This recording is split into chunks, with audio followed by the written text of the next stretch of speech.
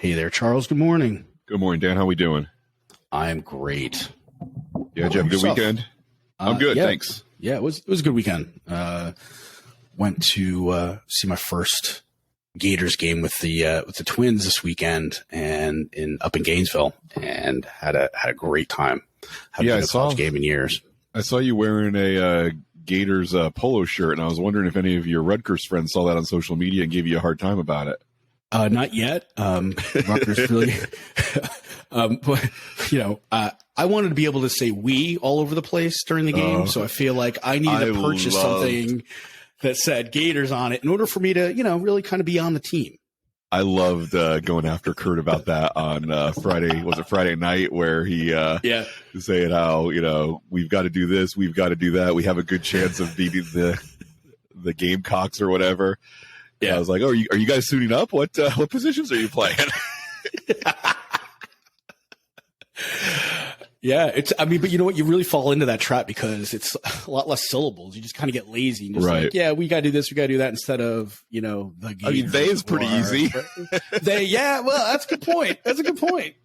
Yeah, that's fair. I think they can win. I think they can beat them. I think they just have to work on the run game. Yeah, exactly. So yeah, I wasn't about to wear any of my Rutgers gear to the game because really can't say much about the Rutgers football program, at all in terms of their successes and stuff. But I give my I've got friends from home who go to every game. They'll fly in from California. Oh, really? Hardcore love Rutgers, and I give them so much credit because they've probably been tortured most of their lives and stuff. So I went to games in college, and we tailgate outside, and we weren't good enough to even make us want to go in and watch the game because we usually going to lose. So we ended up just hanging out and partying through the entire game out in the parking lot. But being in the game and being in the crowd, it was a lot of fun, a lot of energy. Learned that the Gator chomp for defense was this little mini gator. You don't the big chomp for offense, right? But for defense they do this little mini gator thing with their little hands. And I didn't know if I was at a poetry slam or if I was at a game. I was like, what are we cheering here? That's good. Are there any big pro players that went to Rutgers? Like any names I'd recognize? Yeah.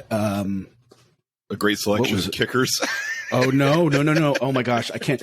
The guy who played for the Ravens, who basically was accused of, rape. You got to be more specific. Gosh. Yeah, I know. I'll think of it, but it was during the Schiano years at Rutgers. So I'll think of it later. Yeah. Terrell Dave. No. Hold on a second. I'll have to think of that later. I'm Googling it. Ray Rice. Ray Rice, sorry. Yes, Ray Rice. He was huge when we were he played while I was in college. Oh, wow. And he was great.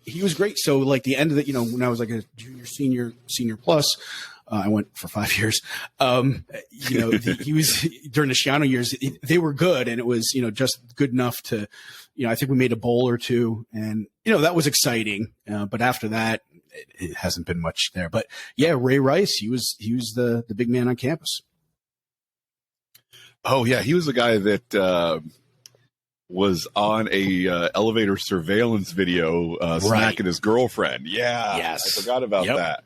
Yeah, it may not have been rape; it may have been just abuse, but regardless, it was something we encourage people not to do. And a behavior we encourage men not to engage in. And from what I remember, it was kind of swept under the rug a little bit by the NFL. Yeah, the NFL. Yeah, it only the NFL only went after him after it came, after the video came out. They knew about it and didn't do anything. But then once it went public, they were like, oh, we have to do something about this now. Yep. So they didn't actually care that he did it. They cared that it turned into a PR thing, and then they were forced to act, which is, that's how people are terrible, important. Because they only take action when it turns into a PR disaster. I'm wondering if he wasn't a good player, if that would have been different in any way.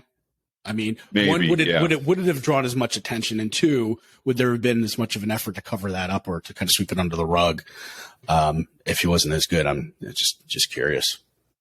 Yeah, that's a good question. The NFL is, I mean, when you look at the concussion stuff and the, players' conduct they engage in off the field, and it's clearly a profit-making enterprise at the expense of, whatever ethics you think that should be at play. And doesn't seem to be run by folks that care about doing the right thing very often. No, but on a happier note, I didn't realize, or I kind of forgot that Tom Petty was from Gainesville, and that's where the stadium is.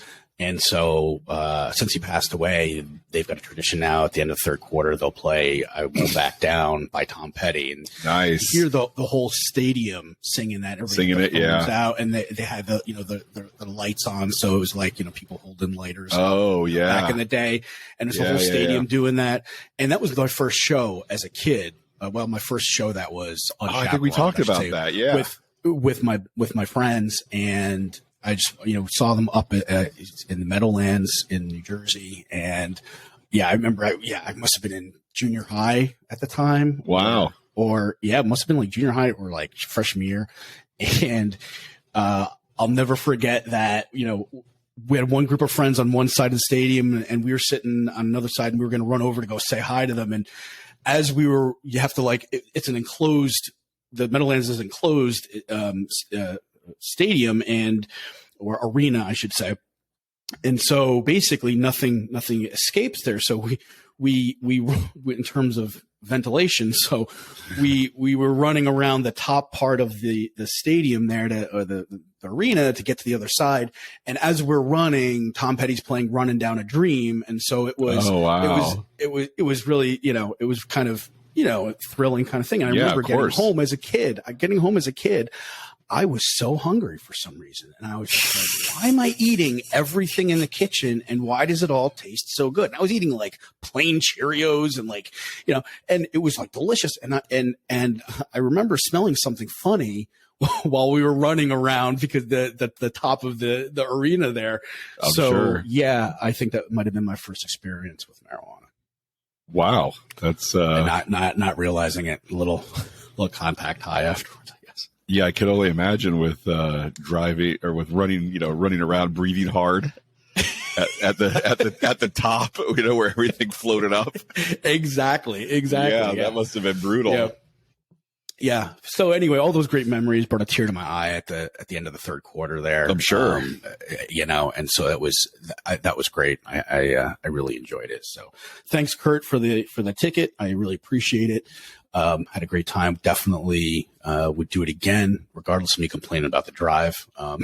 It was a little bit far, but I definitely would go back and maybe make it a weekend kind of thing. So I highly recommend it. That would make sense. My gal used to live in Gainesville, and at the beginning of COVID in 2020, when we weren't a couple yet, we were just spending a lot of time together. Making that drive from DeLand to Gainesville frequently, it takes a long time to get there, man. It's a bit of a haul. You got to really want it.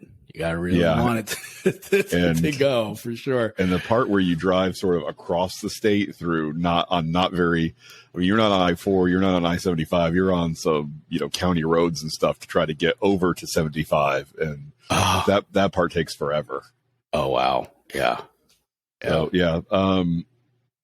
We went out for some drinks and some snacks on Friday night, and attempted to go to Prado in Winter Park, but what was the wait? I mean, Prado or the other place they looked into was like a 4-hour wait on for happy hour on Friday night. It was ridiculous, right?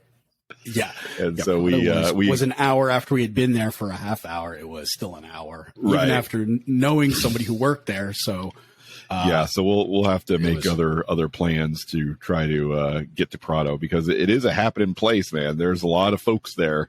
on a Friday night happy hour, and it looks like fun. I've never eaten there. I've only been there for drinks, but it looked fun, but not fun enough to warrant that sort of delay. So we bailed and went to Bites and Bubbles in the Mills 50 area, and I had been there for drinks as well before, but not for a meal.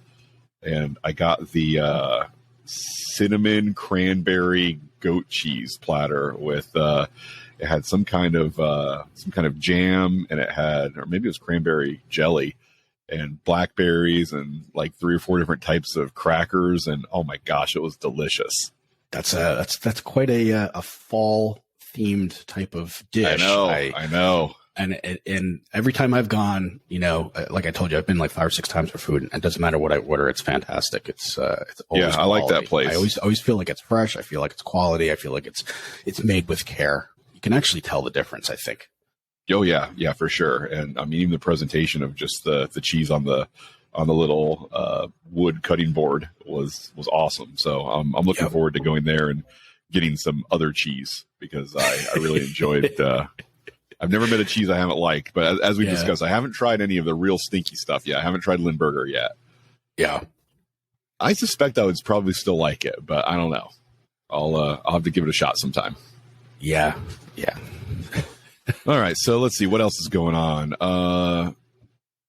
I made a new purchase this morning that I'm excited about. I'm going to go to Best Buy and pick it up a little bit later. I'm getting a countertop ice maker for my camper, because my little refrigerator does not have an ice maker. So my only option is, filling up trays and putting it in the freezer. My freezer is so small, I can't really afford the real estate on an ice cube tray.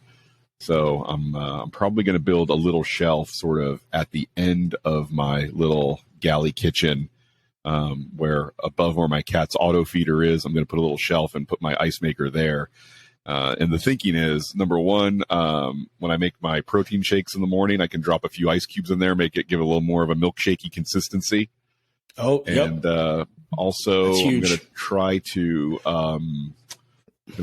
to cut down a little bit on the amount of diet soda I'm drinking. Okay. And one of the beverages that I do like, really in the summer, not so much now, but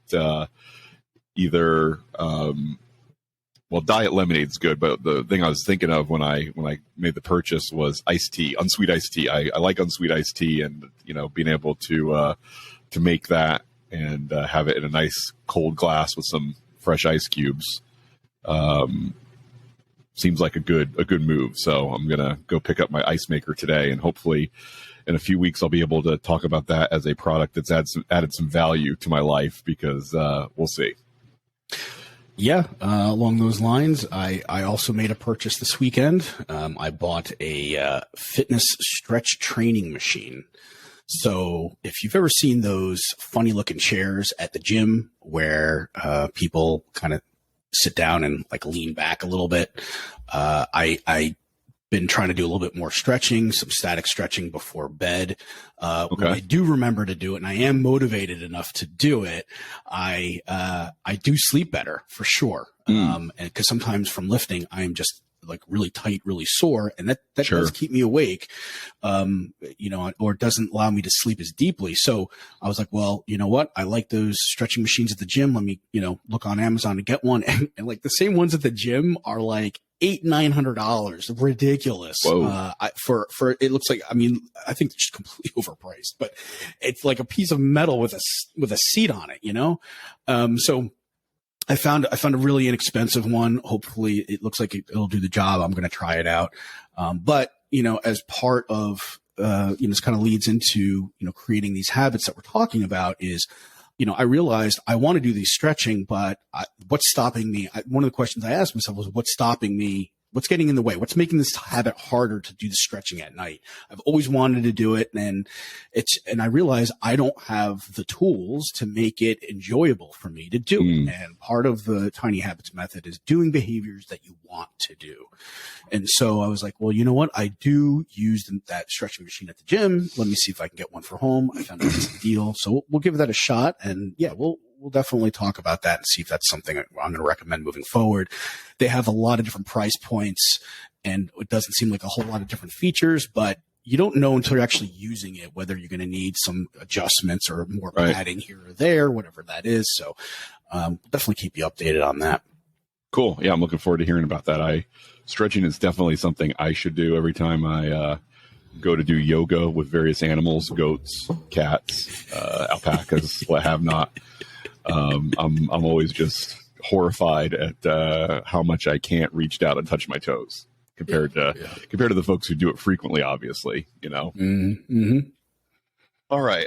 That's about all I had on my list to cover. Let's get into chapter 2 of Tiny Habits. Another awesome chapter teaching me all kinds of good stuff. I walked around my neighborhood this morning listening to chapter 2 and learned a whole lot more about, I mean, you and I have already talked about and reviewed different books that say, you know, motivation is an unreliable tool to use to change behavior. Sometimes it can, you know, really get you to just take over the top action in the short term. But one of the things that BJ Fogg says in this chapter is that we have a tendency to overestimate how motivated we will be at a point in the future. Yeah, he gives a couple examples, like signing up for online courses. And he threw out a number that was surprising to me. I had no idea, but apparently some statistics are showing that less than 10% of the people who sign up for like an online course actually complete it. Yeah. And I mean, you know, thinking about it, I've signed up for quite a few and I've completed very few. So maybe it's not that far off, but it just really goes to show, you know, you're super motivated, you're super excited, and, you know, you don't think about, you know, down the road, you know, the level of effort, the level of work, you know, what it's going to take on a daily basis to get all this stuff done. So, if we had that level of motivation every time we went to try to do that course, we'd probably complete it. But it's a great example of how our motivation just fluctuates so much. Yeah, I like the analogy or the metaphor that he uses. Motivation is like your party animal friend. Fun to hang out with for a night, but you don't expect him to, you don't ask him to pick you up from the airport. Right, yes. He's got great examples. He does. Examples. All right, so he goes through a few numbered points here about motivation that I think are very, very good to note. The first one is motivation is complex, and it generally comes from one of three areas.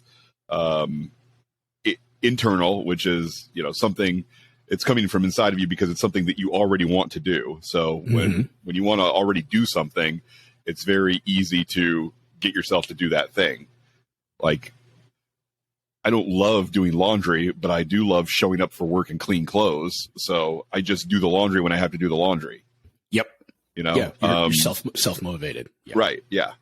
The motivation from an action, an external benefit or punishment for doing the action, such as, you know, someone gives you a paycheck in exchange for you showing up for work. You know, that would be an example. Right. Or let's see, what would be another one of an action-based motivation? So, I mean, getting arrested for not paying your taxes. Oh, there you go. Yeah. Or getting a fine anyway for not paying on time. I don't know if they actually, you know, I mean, I guess some people do go to jail eventually, depending on the severity of it. But it's another thing that, you nobody likes, or, I mean, I should take that back for all the accountants out there that the CPAs, like doing taxes. Yeah. Everybody else hates doing their taxes. So, you're not really motivated yourself to do them, but you know, hey, I don't really like paying a fine or going to jail. So, I understand from some fairly high-profile cases, you do not go to jail for not paying your taxes. You go to jail for lying on your taxes. If you just don't pay, then you get fined, and it just, you know, financially it destroys you. But they won't actually lock you up unless you do file your taxes and you lie on your filing. That's when you get thrown in jail.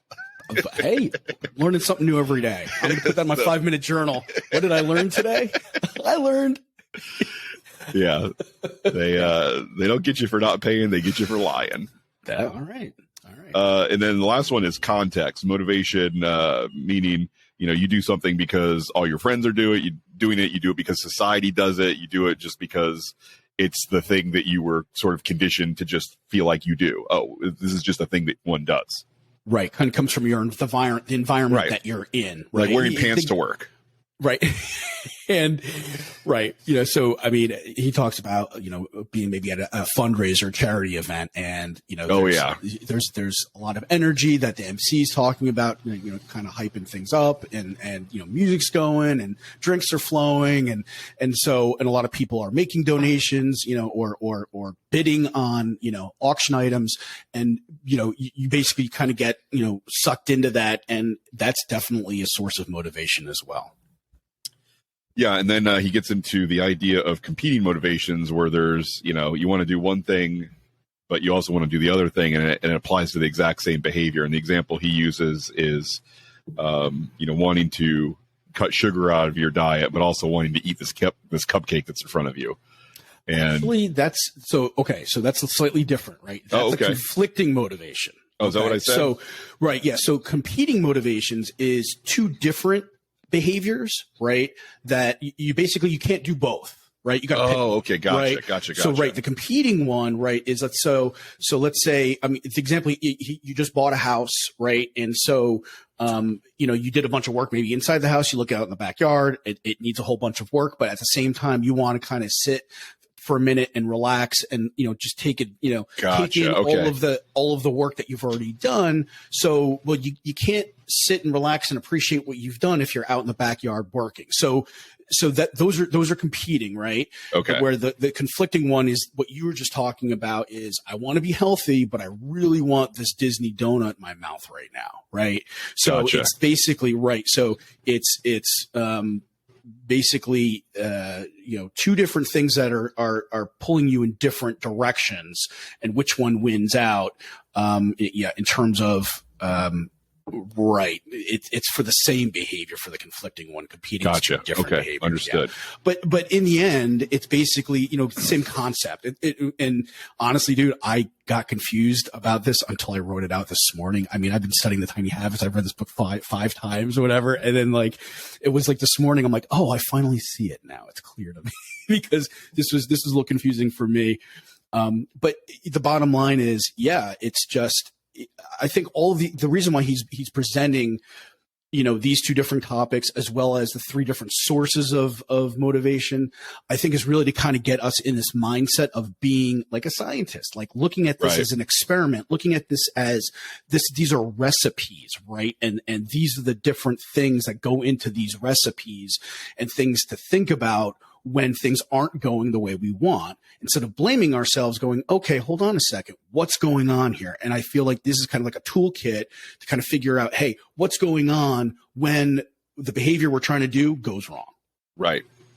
And what's not going on is you're a bad person, or you have no willpower, or anything like that, which is where we tend to go. First, the first thing we blame is, oh, there's something wrong with me that I didn't do this, where in more cases, more often, we should, look at, okay, I may have chosen to rely on the wrong thing to see this through. And he talks about the motivation wave, which is that thing, where you decide something needs to change. And while you're very hyped up on this idea that you want to change something, that's usually when you sign up or when you spend the money on, I think he mentions the fruit and vegetable juicer or the online class, like you said before, where it's like, as soon as this thing occurs to you of, oh, I need to change this, I need to get better at fill in the blank, that's when the, debit card or the credit card comes out, you buy the thing that you think is going to lead you there. And that we'll get into that a little bit when there's that section on the methods that people use for trying to decide how to change behavior, the intuitive guessing with no methodology. And that's usually what prompts the purchase, right? At the beginning of I need to exercise more, I need to eat this kind of food more, whatever it is. As soon as that occurs to you, you're highly motivated. You get out the credit card, you buy the gadget or the food or the meal plan or the whatever. And then you, like we just said, you overestimate how motivated you're going to be in the future to do that thing. I watched that documentary about the guy who just switched to eating, to just juicing to lose a bunch of weight. I forget what it was called, but it was on like Netflix or something. Yeah, I saw it. Yeah, and, I don't remember the name either. it was a very well made documentary, and it was very inspiring, and it definitely sold a lot of Breville juicers for sure. Oh yeah. And my ex and I got a juicer, and I lasted, I want to say 10 or 11 days on a just pure juice fast. And I was miserable because, you know, as we'll talk about, it was just, I decided I wanted the benefit, but I didn't think about or really analyze the behaviors that were going to go into it. And so when you have an aspiration or an outcome, that to get there, all you see is an army of behaviors you don't really want to do to get to that outcome, or that you're just setting yourself up for failure.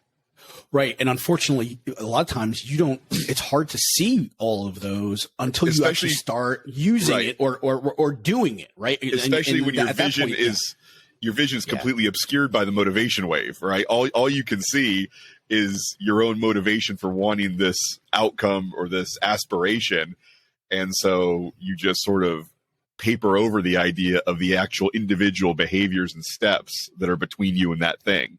Right. And then you find yourself in the middle of it, and then you're, you know, disappointing yourself by either going through and doing the thing you don't want to do. So that's one kind of disappointment, or saying, I just don't have the will to do these miserable things I don't want to do. And then you're disappointing yourself for that reason. So it's either I'm upset because I'm doing things that I hate, or I'm upset at myself because I'm not doing things that I hate. Yeah. And in both cases, we're blaming ourselves for who we actually are, which is human beings. Right. And we all are pre-wired. I like that, you know, he mentions that, you know, we're all pre-wired to behave this way. And it's because, you know, that initial wave of motivation when we see something is always driven by emotion, right? We get excited, right? We walk into Costco, the dude's with the Vitamix. He's like, he's making all the stuff. He's making soup with the Vitamix, and he's making, you know, like shakes and everything else like that, you know, and there's a crowd there, everybody's watching, and, you know, he's giving out free samples. So it's up, you know, our dopamine's going up because we're tasting this delicious stuff that's coming out of this Vitamix or the juicer, right? And so we're all amped up. And so our primitive brain is just really reacting and going, I want this. How do I get this? You know, I want more of this. And we're unable to think of all the other pieces that go along with that in terms of the daily grind, in terms of buying all that fruit, in terms of cleaning the machine, in terms of, you know, keeping the fruit fresh, and then, you know, maybe not making it exactly the same way this guy did. And also not having the skill set to, you know, to peel the fruit, or all these things. And it's because we all come from, you know, our ancestors are pre-wired to be very sensitive to emotions and be able to like detect fear very quickly, right? You know, or we see a lion out in the savannah, right? And it's like, okay, well, we either run or we hide. And the people who didn't notice the lion from the sight or the sound or reacting to it, all those guys, all those people died. We're not descendants of them. Exactly. We're descendants They didn't pass that along. We're descendants of the winners, the most sensitive of these humans who survived. That's where our genes come from. So we are pre-wired to be super sensitive to, you know, to getting excited and to taking action based on an emotion right up at the beginning. And unfortunately, like I said, a lot of time, you know, that's very fleeting and that goes away very quickly. And sometimes it's after we've made that purchase. Yeah, one thing I wanted to cover a little bit was the difference between aspirations and outcomes, and how you know what the difference is. And I think I understand it. An aspiration, and even the aspirations shouldn't be completely wide open, abstract. Like, I want to be healthier could be an aspiration, but not a very good one to actually, like, what does that mean? You want to be healthier than you are right now, healthier than the average American, healthier than the average man, healthier than what? Yeah. But like, looking at my own goals, I feel like the aspiration is I want to be able to see my abs when I look in the mirror. But an outcome would actually be I want to be at 12% body fat. Would you say that's accurate? With yours, it's a little tricky because you either see the abs or you don't. So that's almost, to me, I would say it's more of an outcome. I don't know about that, because I feel like I mean, notwithstanding people that actually have, body dysmorphia or something like that, there is a little bit of wiggle room for somebody to look in the mirror and say, I think I see my abs. I mean, there could be some people that look in the mirror and say, I see my abs. And I would look at them as like, no, you don't. Or there could be some people that they look in the mirror and they see their abs and like, you could have seen your abs 12 pounds ago. Yeah. So I think, I think then, but for you either see your abs or you don't. Right. Okay. And it's just kind of, so I really think that's more of an outcome, but to be honest with you, it's not, I don't think it's that important, because at the end, he kind of says, look, that's where you start. Right. It's not where you're focusing. You're focusing on the behaviors to get you to that aspiration or outcome. I think what he was just trying to say was, that you shouldn't use the word goal because that's vague. Right. So, like you said, is, I want to be healthier. You need to get a little bit more clear on what that means. Right. So that way you can find out, because that's the start of the process of figuring out what behaviors will get you there. If you're unclear, you could be all over the place. What does healthier mean? Exactly. Right. So it could be like, healthier than yourself, healthier than, your neighbor, healthier than what you were 10 years ago. Right. So you do need to, and it's just a way of starting that filtering process. And the difference is, aspirations are a little bit more general. They're a little bit more flexible.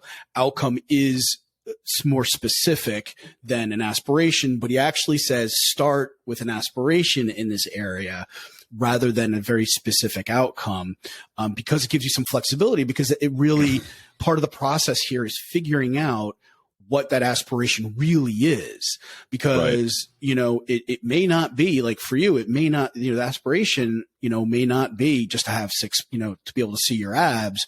Maybe aspiration is to feel more confident, right? Maybe that's really what it is. And there's other ways besides having six pack that you could get there, right? So that could be, I'm not saying that's what it is, but it could be one way. And so maybe as you're going along, basically going, oh my God, getting six pack is freaking impossible, or it's not impossible, but it's not behaviors I want to do. Right. I don't feel like it's worth it for me to get there, but I do still want to be confident. And so maybe there's other things that I can do that might not even be physically related that will get me to that confidence level. Right. So, reading personal development books, maybe seeing a therapist, whatever that might be. Right. So there's a lot that really goes into this. And I feel like this book really kind of reinforces the fact that I think we need to do a lot of planning up front before we start these new behavior changes or habits that we want. That's my big takeaway. Yeah, no, I agree with that 100%. The just trying to decide I want this particular goal, outcome, whatever, and then just throwing behaviors at the wall to see what sticks is probably not the way to do it, because that's what most of us try, and we'll talk about it in our Patreon episode. I had one behavior that I thought was going to be a big component of meeting this goal. But then as I was thinking about it this weekend, I was like, actually one of the things I thought was going to be a top 5 behavior that I needed to develop would probably do more to stop me from reaching this goal than it would be to actually reach the goal. And so we'll talk about that in the Patreon episode about about how quickly you can do that 180 of, just conventional wisdom and what I thought made sense intuitively would help me do this. It's like, no, actually, if I reason it out and sort of follow it along to its likely conclusion, this will probably involve me putting on weight that will obscure my abs from my view in the mirror instead of, taking it off. So yeah, we'll cover that a little bit later. All right. Okay, so the big difference he points out is a behavior is something you can do right now, or at a specific point in time. It's not the result. Which he was brought in to consult on, helping a bank get their customers to save a $500 emergency fund, and he would say, okay, what's the behavior we want? We want people to have a $500 emergency fund. It's like, and then he said, okay, save $500 right now so I can see what that looks like. And it's like, well, most people can't just decide. The people that you're trying to encourage to have an emergency fund aren't ones that all they have to do is transfer the $500 they're already sitting on from their checking account to their savings account. What it usually requires is, okay, I've got to increase my income and decrease my expenses over a period of time so that I can save that $500 that I want to have in my emergency fund. It's not as simple as just snapping my fingers and moving this money that I already have from one place to another. Yeah. Yeah. And that was, and the advice was to have that bank who was, basically trying to get their customers to do this, instead of focusing on why they should be doing it, such as, if you need a plumber or something that breaks, you've got that emergency fund available to you. Stop focusing on the why and start helping people. People know why. That's the thing. Lack of information, lack of, of why we want to do things, we have tons of information. It's how do we do that? And that's where he basically said, your website should be focused on the steps that people can take on how to save that $500 a month. Yeah. And that's the thing, when it comes to coaching or even giving your friends or family advice, the hardest thing you can hand to somebody is a why. Like they either have the why or they don't have the why. You can help them with the how, and maybe you can help them a little bit with the what, but if they don't already have the why, you're not going to be able to talk them into the idea that having extra money in case of an emergency is a good idea. Either they've come to that conclusion on their own, or they haven't. And sometimes the only way they could come to that conclusion is to, be in a tight spot where they, have a car breakdown or something and realize, man, life would sure be a lot easier if I had $500 sitting around to deal with, unexpected things like this than I do. So yeah, trying to hand out whys is not the way that we should generally spend our time. Yeah. Yeah, for sure. And that's why it's so important to start with why and remember that why. Right. As you're doing these behaviors on a daily basis, because if that's not there, you're not going to take action either, right? Same thing as what you just said, is trying to get somebody else to, if they don't have a why, they're not going to take those steps, no matter how good of those steps that you give them are. Yeah. The most we can do is help someone to refine and find their why that they already have, not to help them create it from nothing. Right. Right. Yeah. And that's what that exercise you and I did, where, I said, I want to see my abs in the mirror. And you're like, why do you want to do that? Because then I'll get this. But why do you want that? Because then I'll have this. Why do you want that? And then you just keep going, drilling down more and more and more until you both kind of agree, okay, I think we're at the root here of what it is that I'm looking for.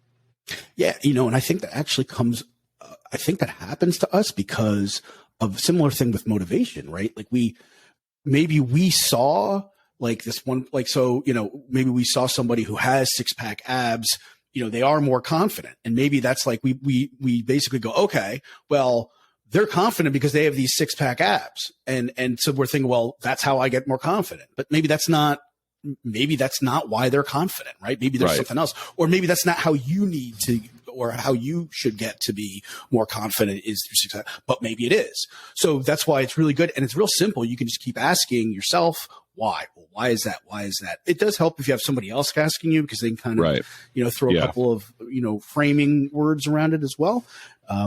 Or, you can ask a Tiny Habits coach too. So that always, exactly. Always good. All right. So, the steps in getting to this point are, number one, clarify the aspiration, clarify it as much as you can, get, and I think that is an exercise in drilling down on the why, right? To clarify the aspiration. What is it? Why do you want this thing that you think you want? And be able to explain that to yourself and others. And then 2, explore what some of the behavior options are. And this is an exercise that you and I have started on, which is the swarm of behaviors, where you put the aspiration in a cloud in the middle, and then you draw boxes all around it and sort of brainstorm behaviors that could get you there. And then the next step we'll get into after that is, figuring out a way to evaluate those behaviors, because some of the ones you come up with will be better than other ones. And, coming up with behaviors that will be high impact versus low impact versus stuff you'll actually do and stuff you won't do. That's a big part in figuring out. And, being in the tech field, you and I are big fans of evaluating things by putting them into quadrants and picking which quadrant, is the desirable one. Right. We've seen a lot of that on the Gartner side. That's a consulting firm that goes through pretty much every hardware, software, service product that's out there in the tech world, this company Gartner goes through and says, okay, these are the magic quadrant of people who have a vision and are able to actually deliver on that vision. And then that upper right quadrant is the magic quadrant, where those are the people you want to do business in that particular space. And turns out that's the quadrant that you want for your behaviors that you're trying to implement positive change in as well, meaning behaviors that are very high impact that you will actually do. Right. Yeah. So he goes through the focus matching focus mapping exercise where, you've got the vertical axis. It goes from, things that are you basically what he has you do is write down all your behaviors on an individual behaviors on an index card after you've refined them and gotten very specific. So let's say, your aspiration is to feel less stressed. One of the behaviors is, could be, hey, play with my dog. Well, he's like, that's not good enough, right? Play with my dog. There's so many unanswered questions. What does that behavior look like right now? If you're going to try to do it right now or in the future. So that means you need to figure out where you're going to do it and when you're going to do it. Right. So that's kind of a good way of getting a little bit crispy, he calls, with these behaviors. Right. So it might be, hey, I'm going to play fetch with my dog for 15 minutes after I come home from work. Right. And so now you're a little bit more clear on, okay, I know exactly what that's going to look like if I'm going to do it in the future. So, so when he has you rank those behaviors from the most effective in terms of stress versus the least effective on that vertical axis, and then on a horizontal axis, you then place you move the cards left to right from I can't get myself to do this behavior all the way to it's very easy for me to do this behavior. Right. And so then you kind of move those index cards along. Now, I've figured out a way to do this digitally so we don't have to do this on index cards. And I'll talk about that on the Patreon episode for all of our listeners and obviously for you as well. So, then like you said, you end up with the golden behaviors in the upper right corner are the ones that are most effective and that you are most likely able to do and want to do. Yeah, because it is important to be specific. If you want to reduce stress by playing with your dog, great. But if your idea of playing with your dog is playing chess with your dog for 4 hours a night, that would probably actually increase your stress level than decrease it. You beat me again. Where 15 minutes of fetch is a little easier to pull off.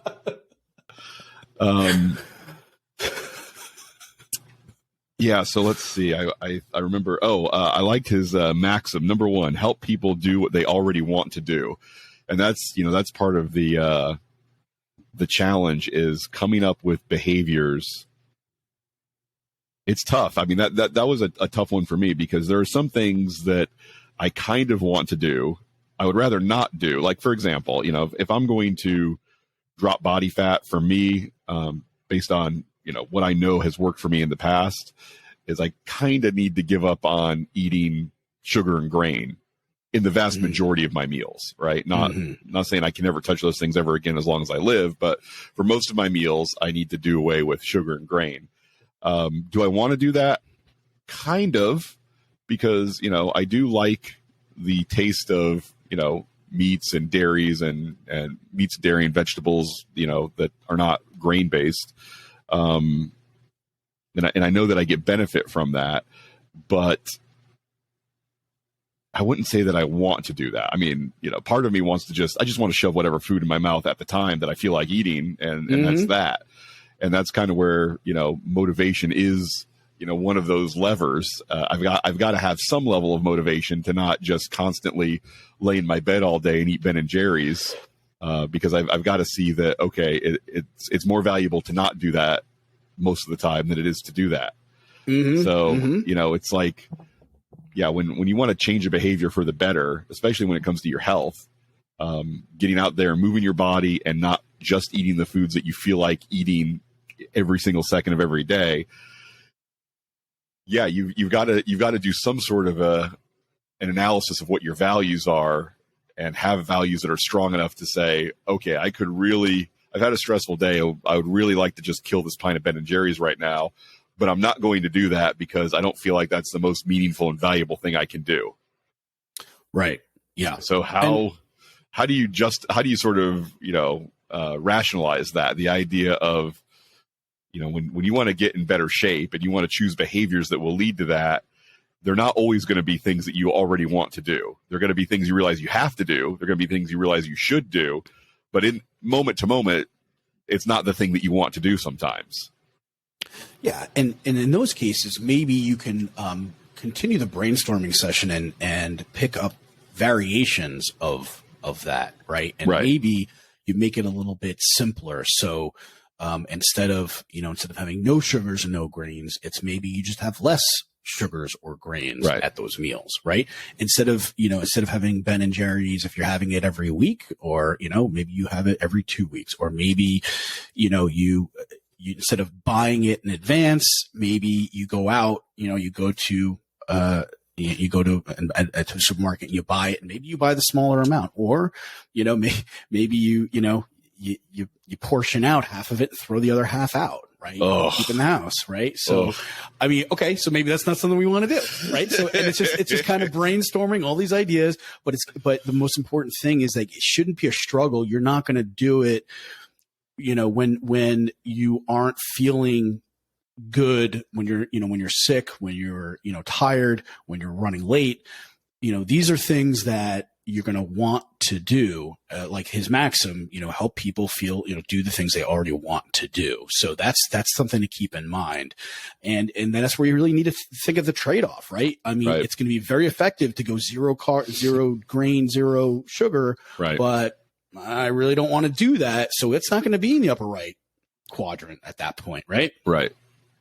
Yeah. But, like most diets, I mean, when you're not, really monitoring what you're eating, you're just kind of eating out of convenience and desire, and then you change to something else and you achieve an 80% or 90% success rate, that's still enough to see big changes with your health and with your fitness, right? You don't. Oh, for sure. Yeah. Nobody has to. I mean, even bodybuilders don't have to be 100%. They have to be pretty close, depending on how competitive they are. But, there's really not much in the way 100% is for long term is not really feasible for many of us. No, and I mean, most bodybuilders, they aren't in that shape all year long. I mean, they're in that shape for like a week. And they progress towards that. And usually that's only a 16-week, a lot of them do like a 16-week prep, right? So basically they get super strict for 16 weeks, and sometimes they do one show or two shows a year. And so the rest of the time, they're not completely out of shape, but they are not. I mean, because it's not just physically, demanding, but it's mentally exhausting to be that. Oh, yeah. But if you're going to get down to that crazy levels of body fat and that level of musculature, you need to be almost 100%. You need to watch almost every calorie or whatever. But it can, and again, it's what's motivating them might be a little self-motivation, but it also could be that show that's coming up that they're excited about, and it's going to be peer pressure because they're going to be on stage and everyone's going to be watching them. So there's all these other factors of motivation coming in, to get them to that next level. The context. I mean, I don't know a lot of bodybuilders, but the couple that I've met, most of their close friends and the people they spend time with were other bodybuilders. So there's the context of that. There's the motivation of the prize money or the title that they have, to win. And then there's also internally, they've adopted that identity of, I'm a guy that spends a lot of time in the gym and looks this way, at least a couple times a year. I look really, darn close to flawless physically. And that's, they've got a lot, and they've been doing it for a while. And so there's a lot of reasons that it's a possibility for them where, just flipping a switch and going from not being that guy to being that guy is pretty tough. Yeah. Yeah. All right. Anything else for this chapter? I think that just about covers it. This is one of those books where I definitely recommend having a physical copy as well as, listen to the audiobook. I mean, with Audible, you can download a PDF that has all the graphs and stuff, but being able to actually page through the book and look at the stuff in the book, I find very helpful. And this copy of the book, I got it on, I believe, eBay, and it was a used copy from the Vernon Area Public Library in Lincolnshire, Illinois. And it was like $4 or $5.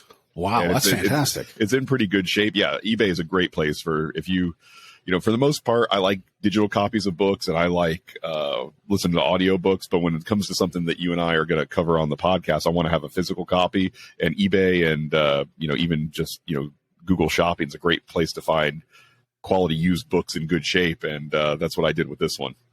Yeah, I mean, even if you're not doing a podcast about the book, when it's very detailed in terms of concepts and a lot of new concepts, he's got a lot of graphs. It's really helpful for me to have that physical copy of the book, even though I listen to mostly on Audible, to be able to flip back and forth because he might mention something down the road that refers back to something he kind of taught at the beginning that I didn't quite get the same grasp of the first time I listened to it. So being able to flip back and forth is a lot easier than trying to find it on Audible. So yes, no doubt, recommend. No doubt. And you can see, I mean, I've got a lot of bookmarks and went through this with a highlighter and stuff too. So highly recommend getting the book if you're going to start implementing any of these techniques. Yeah, and I could definitely see myself using this as a reference that I'm going to go back. I'll probably read it through for the podcast, and I could definitely see going back and referring to it as I am making tweaks to behaviors and things like that. Or I decide that there's a new thing that I want to try to develop a habit on, then I'll just, go through and the exercises that he has throughout and at the end of the chapters are so valuable. I'm a big fan. So, okay, cool. All right. Well, that covers chapter 2. And Dan, I will let you go briefly and we will come back and do our Patreon episode. Sounds good, sir. See you in a bit. All right. Bye. Bye-bye.